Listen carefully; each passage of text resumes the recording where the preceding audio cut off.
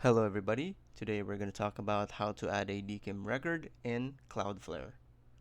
So step number 1, log into Cloudflare, navigate to cloudflare.com, enter your credentials to log in to its dashboard. Step number 2, locate your domain. On the Cloudflare dashboard's homepage, find your domain you want to add the DKIM record to, then click it as highlighted below. So it will look like this. Step number 3, manage DNS. Click the DNS button. Now you will see the DNS section where you can create a DKIM record for your domain.